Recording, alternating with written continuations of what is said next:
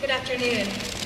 I'm First Lieutenant Sarah Johnson, Chief of Public Affairs for the 501st Combat Support Wing. Thank you for being here today.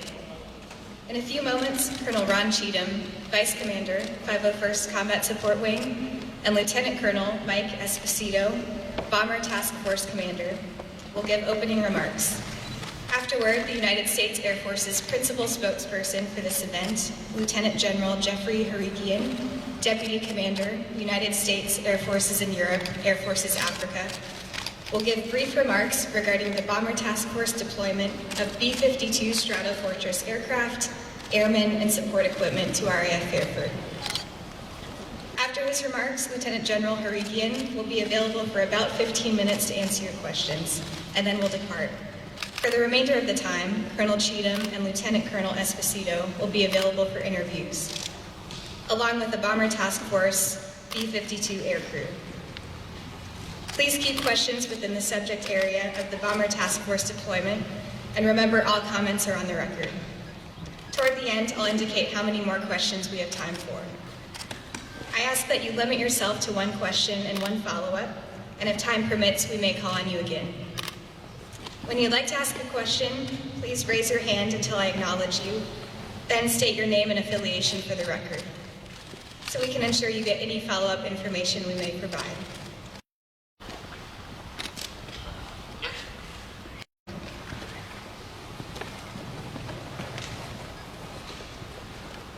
Good afternoon. My name is Colonel Ron Cheatham. I'm the Vice Wing Commander for the 501st Combat Support Wing. The 501st is comprised of 7 bases across the UK and Norway, and RAF Fairford is one of those bases. On behalf of the 55 professionals on this installation, along with the rest of the men and women who make up the 501st team, known as the Pathfinders, we are proud to welcome Lieutenant General Harikian and to our host, friends from the 2nd Bomb Wing. We are especially grateful to be guests here in the UK. The British people, both locally and around the island where our team serves, have been absolutely phenomenal hosts, steadfast security partners, and in so many instances, invaluable friends. Thank you for the grace and your truly outstanding hospitality. We also appreciate the example through history that you've shown in defending freedom around the world. This year happens to mark the 75th anniversary for RAF Fairford.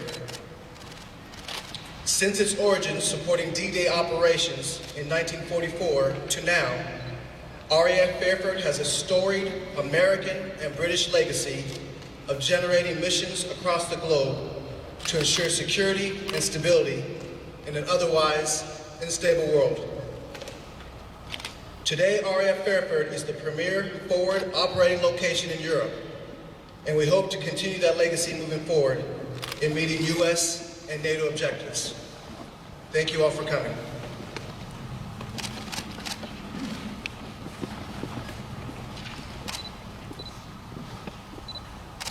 Thank you, sir. Next for remarks is Lieutenant Colonel Esposito, Bomber Task Force Commander.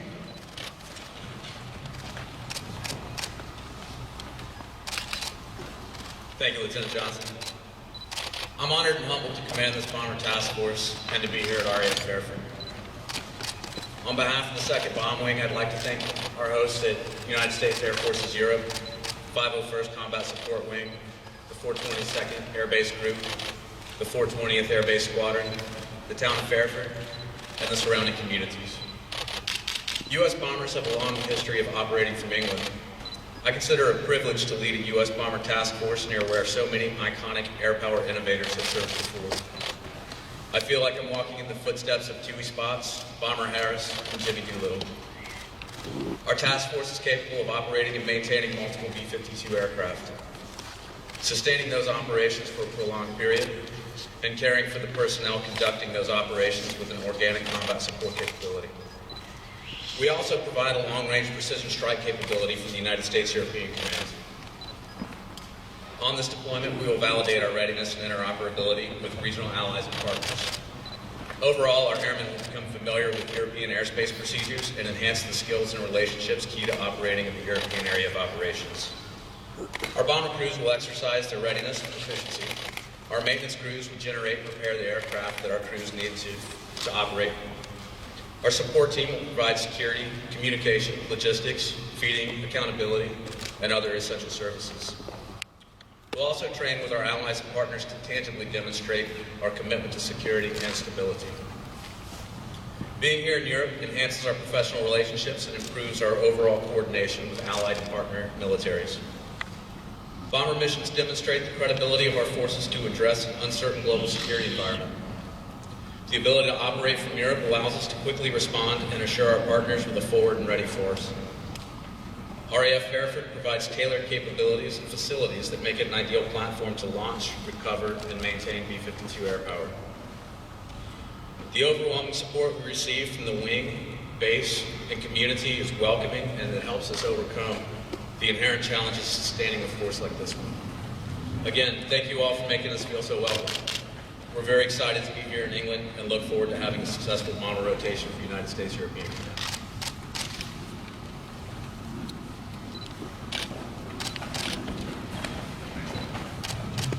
Thank you, sir. Finally, our spokesperson, Lieutenant General Harigian, Deputy Commander, USAF South Africa.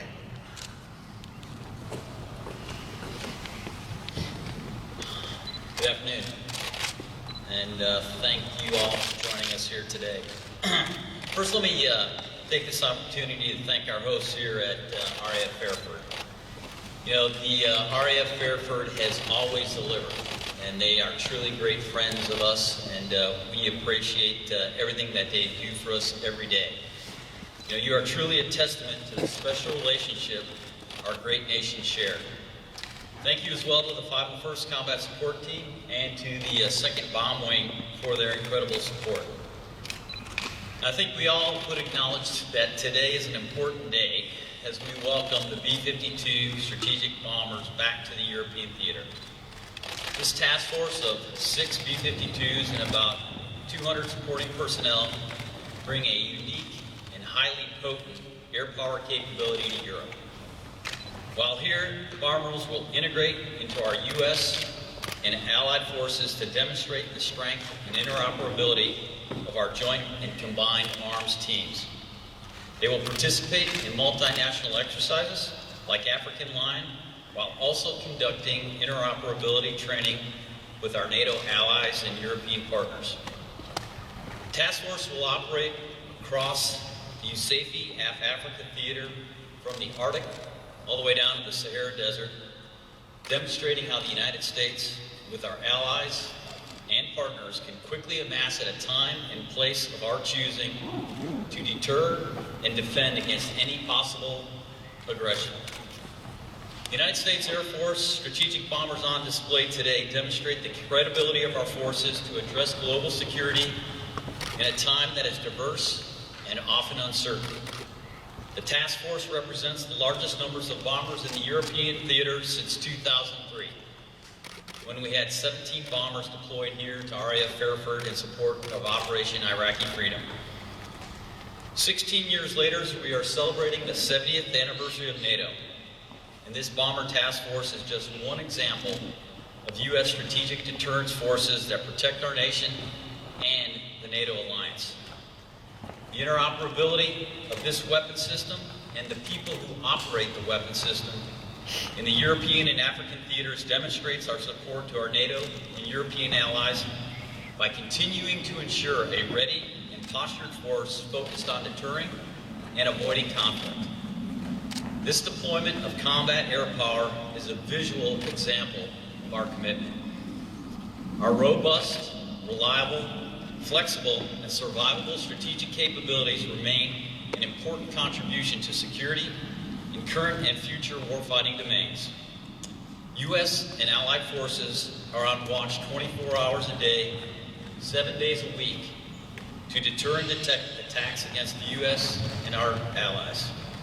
Bomber deployments and operations enhance the readiness and training necessary to respond to contingencies across the globe. They familiarize our aircrew with air bases and operations in different geographic commands and validate our always ready global strike capability. So let me again thank you all today for coming out, and I look forward to any questions you might have. Okay, who's going to be first? Sir. Carthy, Defence Press Agency.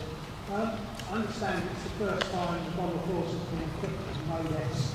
How does crews feel knowing that not only can other military be watching the film, but 5% of the civilians? So certainly we're always aware of the environments that we're operating in. And as you can well imagine, we work closely with our allies and partners, and particularly here in the UK, to understand the operating environment that we're going to operate in. And I would offer to you that, as I mentioned, this visible deterrent is certainly something that people across the globe are going to recognize, but I want to focus on really the interoperability and the training that we're afforded to operate here in this environment, which quite frankly we don't often have the opportunity to do when we're operating back in the States. So this truly represents an opportunity to demonstrate our forward presence and operate with our partners. Do you have any more plans to enhance your presence in the UK? Well, we're always looking for opportunities to train with our partners. And as we look across the globe, we look for areas that we have the partners that are willing to exercise and interoperate with us in manners that will achieve the global effects that we're looking to achieve, which frankly are to, number one, assure our partners, and then deter across the globe. And this is a great opportunity here in the UK to train with some very important partners and assure our NATO allies that we will be here, be forward and present with them should any larger conflict should ever occur. Sorry, could you state your name and affiliation, ma'am? Yeah, Sean Groscoe, Forces News Radio. Thank you. Thank you. Yes, sir. Sir. Good evening, BBC.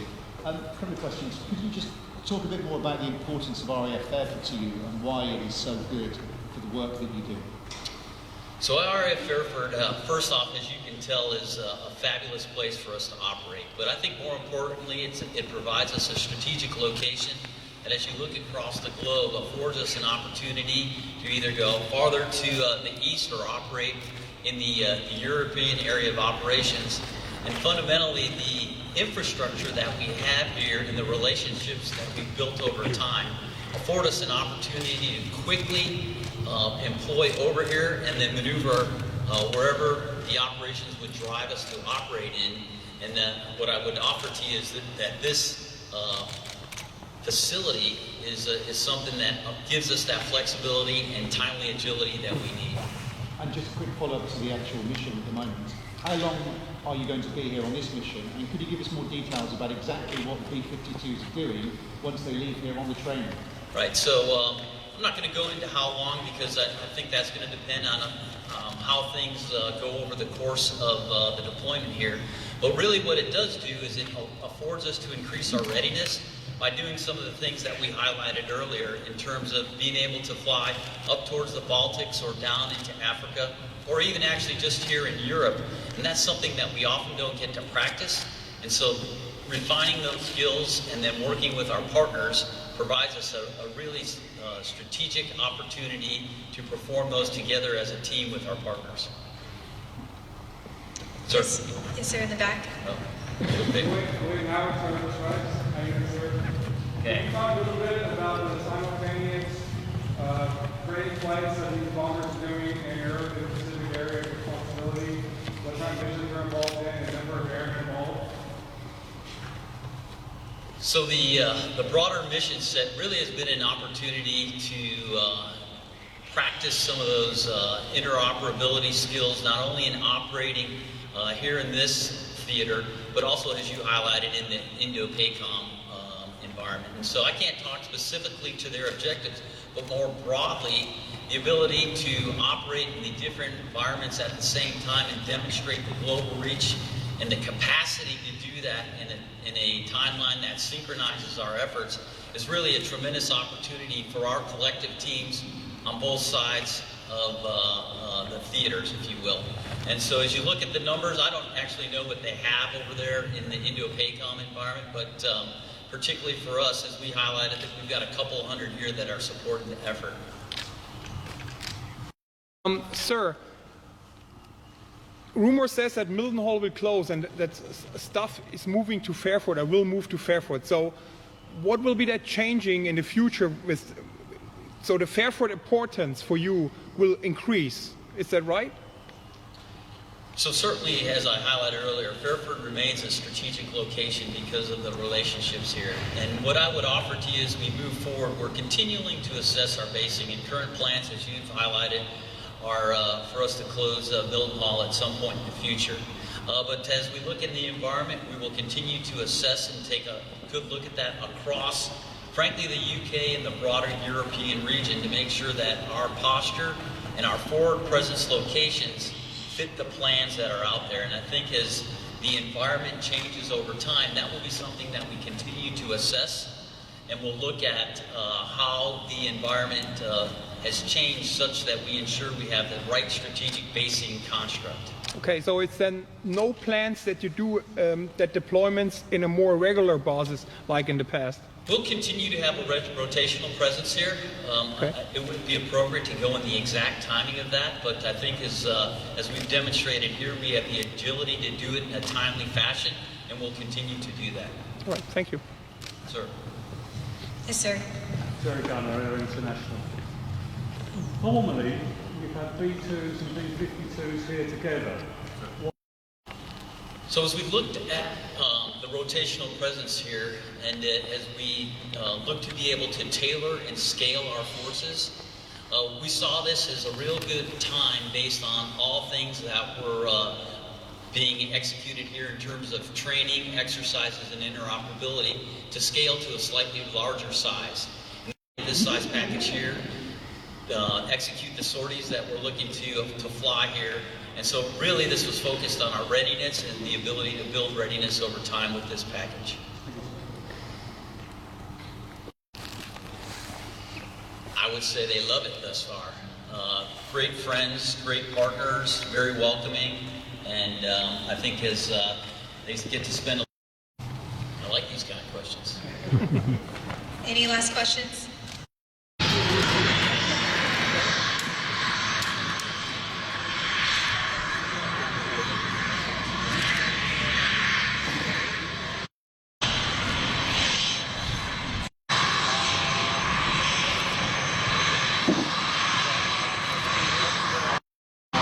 And today there's 0, and so tomorrow there may be 3, and the next day 2, we don't know.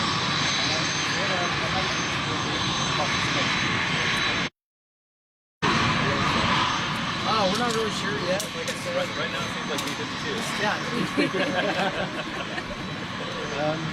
Will you be flying low level on any time? We might be. I don't know if it'll be over the UK soil, but there's definitely a possibility that we'll be going low somewhere. That'd be nice.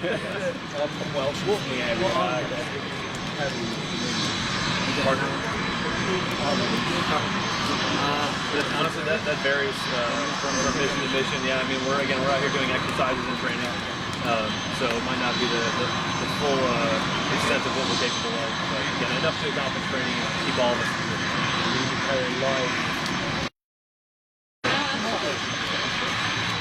position.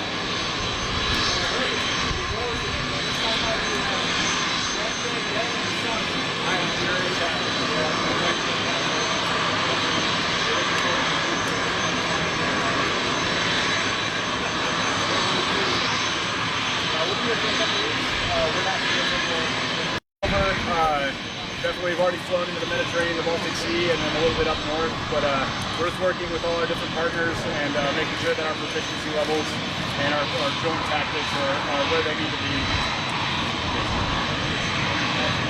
Do you participate in the Fish Flight exercise? First started in the Netherlands in big fighter exercise.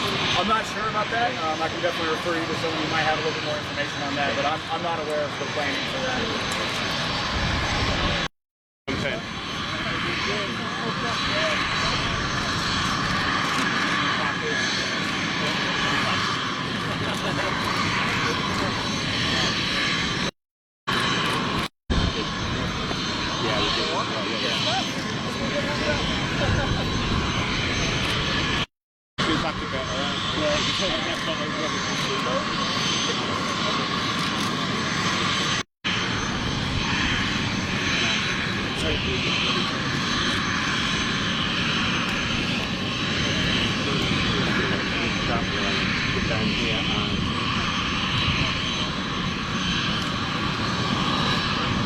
Thank you.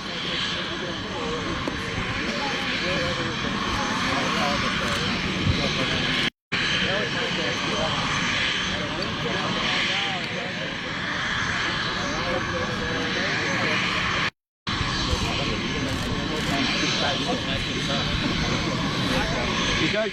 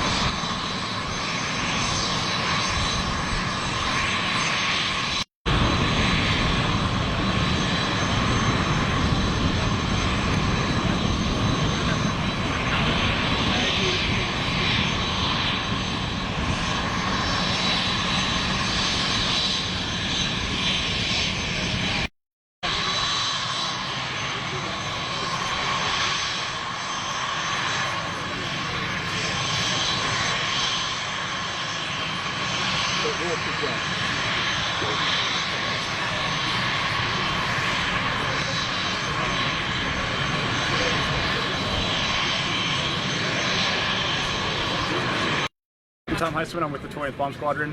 We're here for the Bomber Task Force at Fairford Air Base, and we're basically here just to continue training our crew force, and then to work with our NATO allies working in international airspace to kind of assure and deter both our allies and our enemies, and just again to kind of get that training for both our allied partners and for our own crew force. Yeah. It's gonna go on the squadron wall. Thank you very much. Try to have it now. I'm a pilot for the 20th Bomb Squadron. So flying the B-52. Only have about 170 hours in the jet, so a lot less than Captain Heisman over there. But it's been fun so far, and looking forward to working with our NATO partners here while we're here. Yeah, if you just want to rank it. Right now, average time.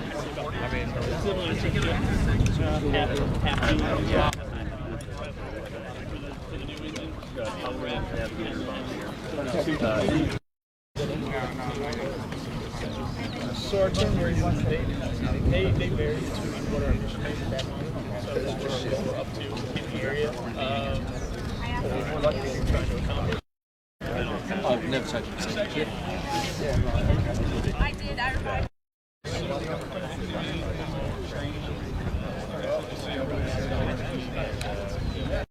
Oh, I see.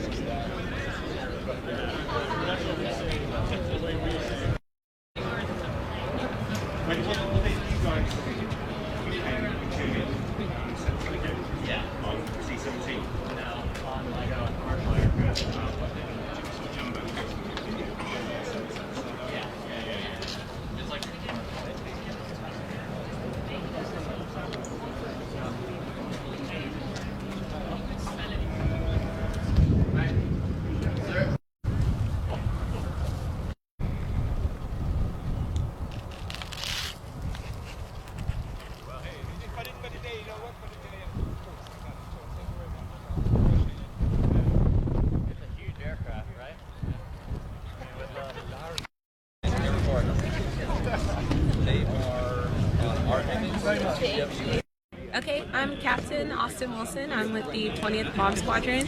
I've been flying the B-52 for about 3 years now, and I've been in the Air Force for about 5. B-52, I am a weapon systems officer, so I operate the weapon system on the aircraft. So I'm in charge of the weapon delivery in all of our different mission sets. So anytime we have to go out and employ as a bomber, that is my primary mission.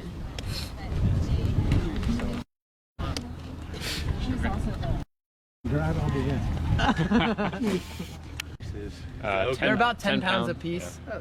Not too bad. Get one for the coat. That's right. Yeah, you'll need one. There you go. Yeah, so we got a little strap. That was my favorite one. Yeah, that's a nice one. Very cool. That's got that logo. Yeah, I have not. I don't think I've actually seen it. Yeah, it's cool. David Gordon, I'm the Operations Group Commander at Barksdale Air Force Base.